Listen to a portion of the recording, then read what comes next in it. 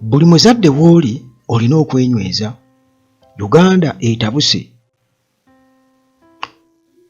Okimanyi nti mu Uganda nga bwe kiri nti Nazzikuno nga bw'osanga abalya bakuyita nti jangu tulye. Tekyali muntu n'omu ayita muntu nti jangu tulye bw'akyamira awo. Ng'oggyeko ekyokukyama naye ne mu bwongo bwabwe kyasangukamu nti kale oba oli awo nti mu kumukiina ayinza okukyama nga temulina yakumuwa, naye ne mu bwongo bw'abantu ekyo kyasangukamu jangu tulye. Kakati ekyo kitegeeza kinene nnyo nti kiriflectinga ku bintu ebirala mu nneeyisa y'abantu. Eno gye tubeera mu mikwesese bw'oseetwako ku bigere n'ogendako nga ku kkubo wali waggulu, ojja kusanga abaana abawala nga emmotoka za drive ziyitawo, katugeze oba ku bubaala obw'oku byalo, ng'abaana abawala bali kuli ebiwala ebito ebinyirira nga biri okwo, era nga balanga jangu ebyana biwala gye biri, nga bw'oba oyimiridde ku kkubo n'otunula waggulu bw'oti, eno olaba nga wansi yonna yonna akasikaati kayambadde kampi nnyo, tayambadde ka bulawuzi oba ayambadde kaleega, abamu juuzi. Ekyatugwako mwana muwala yali tayambadde mpale, era abantu bonna nga bakuba enduulu. Tuli Kampala, Uganda. Ku mobile money kwe nali ŋŋenda ne wajja mwana muwala era ng'alabika ava sayidi zeeyo, kati ng'ayogera ku ssimu naye ng'ayogera bulungi ng'akulaga nti waliwo eyafaayokko n'amusasulira ne ssente asome, era n'asoma ku gye yasomako ng'asobola okwogera oluzungu bulungi. Kitegeeza n'okuwandiika asobola, kubanga okusoma tekitegeeza nti kusoma kumalako, naye kati kitegeeza nti omuntu oyo aba asobola n'enkyo okumusanga mu paalamenti nga asambye akaggi. Omuntu ng'oyo nga ate nga pasito ono owaffe ow'ennateete ow'oku besiti. Kakati abazadde kitegeeza nti twolekedde obuzibu, kubanga nze nga bwe kiri timba njagala okumanya olwo ntandika emboozi ne mwana muwala mubuuza bye mubuuzaawo ambuulire. Kwegamba tunyumyanyumya ntandikawo ebibooziboozi nsobole okumwengeji nga mu mboozi mbeeko bye mufunako. Tutandika okunyumyawo, tutandikirawo maama ng'oggyeyo sente nnyingi oba oki kati tunyumyanyumyawo, naye ng'ennyambala gy'ayambadde nzibu nnyo. Va ku buminisikaati, kati buli abayambalanga buminisikaati abantu ne bakuba enduulu tibannanga omwana ayambadde bubi nnyo. This time ono ate nga mulalamu, nga mulala. Kumbe kati njogerera ku mbeera yaffe ey'Ekifirika, tombuulira by'e Bulaaya nti eno biffe twabimanyira. Kati njogerera wano e Uganda, oba okitegeera e Buganda munnange tunyumyanyumyawo mu luzungu, tunyumya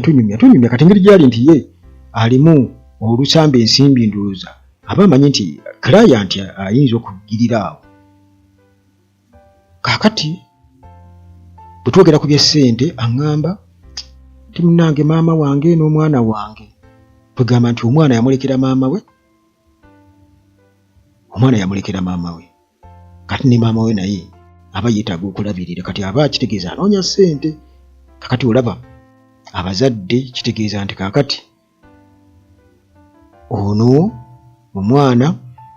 nti oba eyali badde asikinga guidance y'omuzadde, nti oba eyali badde agumira ku muzadde, kati ate omuzadde ku myaka gy'ono omwana omuto, kuba kati njogera ku muwala omuto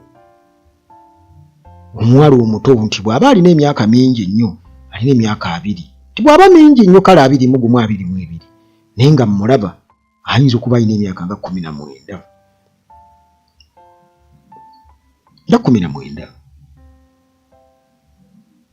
Anoonya ssente za kulabirira maama we na mwana we. kati embeera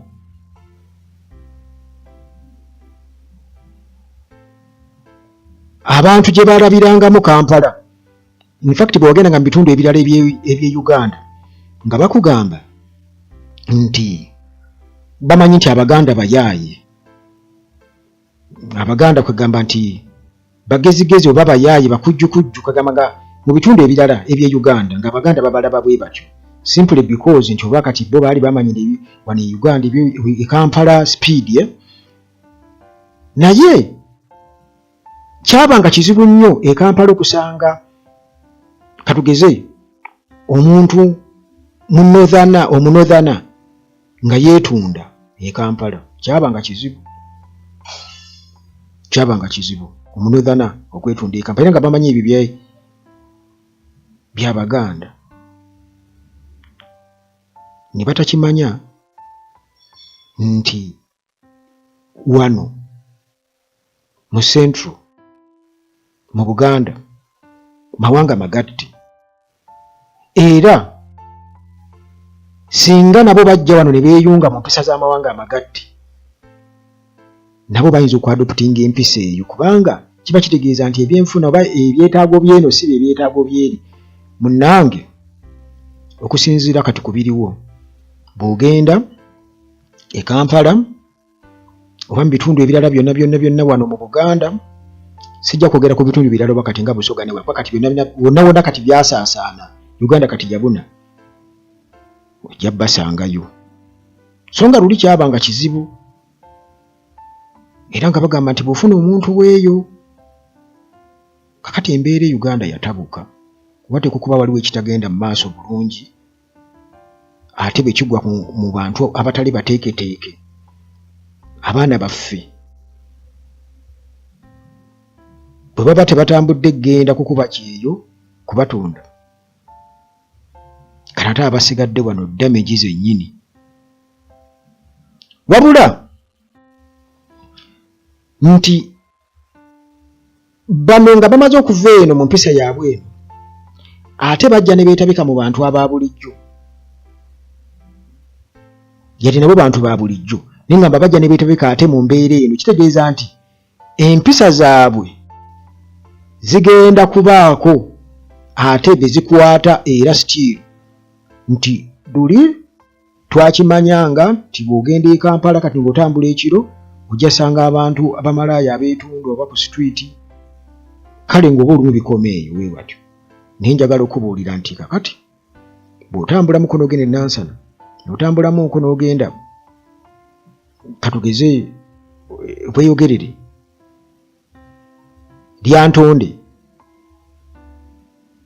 n'ogenda waliyo ne Bukomansimbi, by'osanga eno bye biri n'eri. Ate kyentegedde nti ate mu bitundu kati nga Bukomansimbi n'ewala ate kiri waasi, naye kyonna kyekiri eddoboozi erinvugira oba eriba likuvugira mu bwongo nti abaana baffe nti baana baani abo, baabali oba baffe. Wakati mu Uganda tuli mu groups, waliwo abaabali nga bo tetumanyi na gye basomera, era nga gwe oyinza okulaba emmotoka nga ziyitawo zitukubira obugombe, balina n'emmotoka eridinga muveeyo tuyitewo, naye nga mulimu omwana wa myaka 5 gwe batwala, nga mulimu omwana muwala wa myaka 12 gwe batwala, mwana wa mukungu omu, naye ate ng'omukungu alina abaana bangi.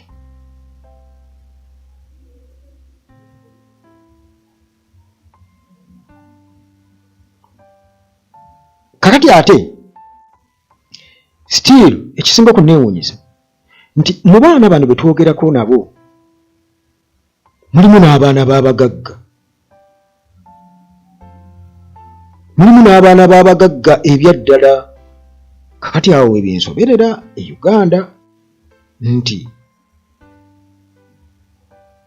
bwe kiba nti emiti emito gye giggumiza ekibira simanyi nti oba ekibira kye Uganda kiriggumira simanyi nti oba ekibira kye Uganda kiriggumira era twalyekanga nga Uganda mu buwangwa ne mu nneeyisa y'abantu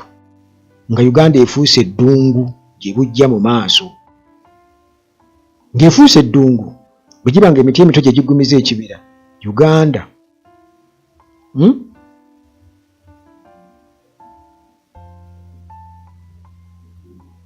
kisooka oyogerako n'abavubuka oba n'abantu bwe batyo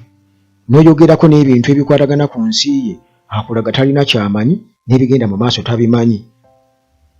era gwe ne bw'omubuuza sipiika wa paalamenti ayinza okugamba simanyi era Anita Among bamutegedde wano juzi lwa Rolls Royce bw'omubuuza leader of opposition tamanyi kugamba ebintu bingi nnyo bye batakola ki bye batamanyi abamu ne bw'omubuuza nti minisita w'abavubuka yani tamanyi era bategedde ebbalamu lwa kuziikula mulambo gwa Kafeero naye mubuuze nti bad black yani ajja kunyumiza emboozi za bad black zonna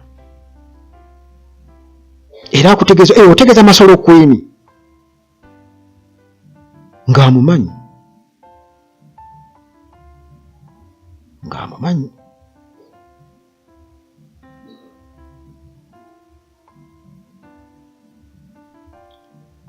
kitalo nnyo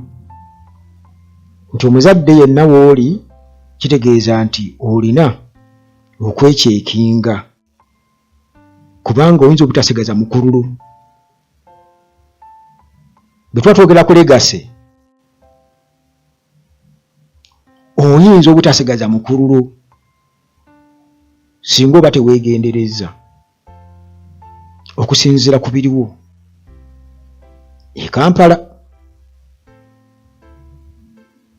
kubanga